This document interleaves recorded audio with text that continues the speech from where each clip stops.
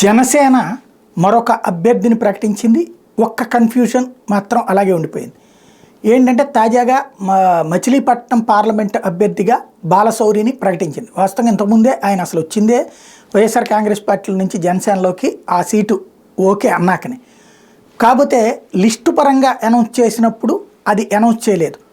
మొన్న మధ్య list release చేసినప్పుడు కూడా కాకినాడది అనౌన్స్ చేసేశారు, ఇది అనౌన్స్ చేయలేదు. మిగతా 18 మంది అభ్యర్థులది అనౌన్స్ చేశారు. కానీ మొత్తం 3 అసెంబ్లీ స్థానాలకి ఒక పార్లమెంట్ స్థానానికి అనౌన్స్ చేయాల్సి ఉంది.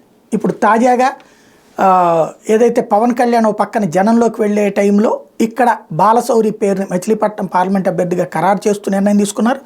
రెండవది ఇక్కడే కీలకమైనటువంటిది కన్ఫ్యూజన్ ఏంటయ్యా పాయింట్ అంటే, ఇంకా 2 సీట్లు ఖరారు చేయాలి అని చెప్పారు.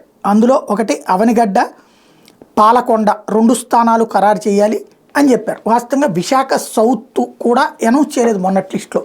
మరి వంశీకృష్ణ యాదవ్ అక్కడ పనిచేసుకున్నాడు కాబట్టి ఆయనకే ఇచ్చేసినట్ట ఆ సీటు. అది లిస్టులో ఇప్పుడు దీంతో పాటు అనౌన్స్ చేయాలి, అది చేయలేదు.